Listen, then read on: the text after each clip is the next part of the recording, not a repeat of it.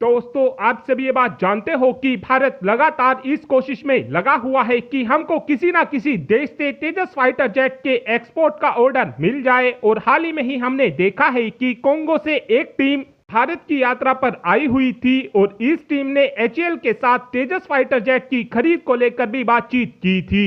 लेकिन अब बताया यह जा रहा है कि भारत को तेजस फाइटर जेट का एक्सपोर्ट करने का एक और मौका मिल सकता है और ये मौका जितना भारत के लिए फायदेमंद होगा उतना ही फायदेमंद ब्राजील के लिए होने वाला है।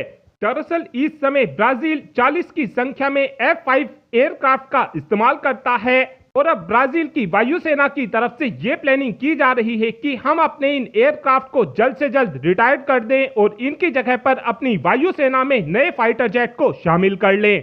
इस समय ब्राजील की वायुसेना की तरफ से ग्रिपिन ई फाइटर जेट का भी इस्तेमाल किया जाता है, लेकिन जो साब ग्रुप ने ग्रिपिन ई फाइटर जेट का नया और लेटेस्ट वर्जन बनाकर तैयार किया है वो कीमत में काफी ज्यादा महंगा होने वाला है।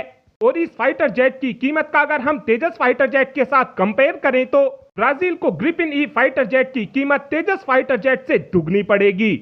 इस समय अगर ब्राजील भारत से तेजस मार्क 1 फाइटर जेट को लेता है तो इस फाइटर जेट की कीमत ब्राजील को केवल 550 करोड़ पड़ेगी और ब्राजील अगर तेजस मार्क 1 फाइटर जेट को लेता है तो इसकी कीमत इनको 650 करोड़ पड़ेगी।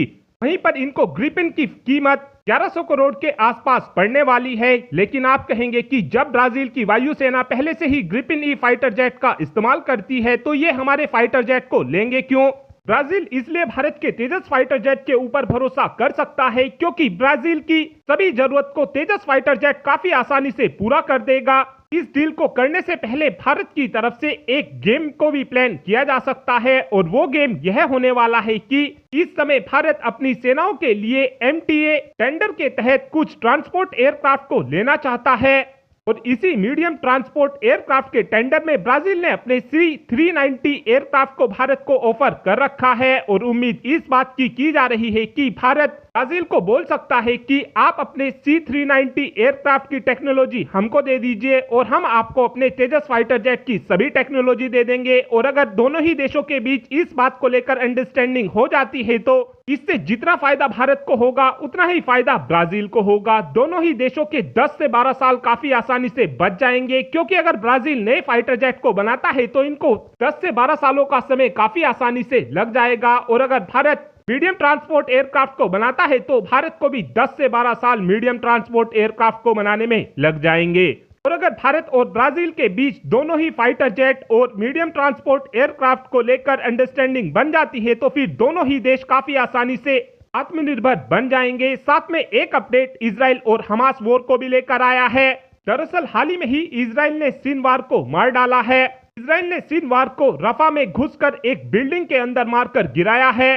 इस समय सिनवार हमास को लीड कर रहा था और इसको हमास का लीडर माना जा रहा था। जिस समय इजराइल की तरफ से सिनवार के ऊपर हमला किया गया था उस समय ये एक बिल्डिंग के अंदर छिपा हुआ था और इजराइल ने सिनवार का पता लगाने के लिए अपने ड्रोनों को भेजा था। इस समय ये पूरी घटना हो रही थी उस समय सिनवार एक चेयर पर बैठा हुआ था और दूर से ही फिर इजराइल के स्नाइपर ने सिनवार को गोली मारकर सिनवार का खेल ही खत्म कर दिया। सिनवार वही व्यक्ति था जिसने 7 अक्टूबर के हमले को इजराइल के ऊपर प्लान किया था।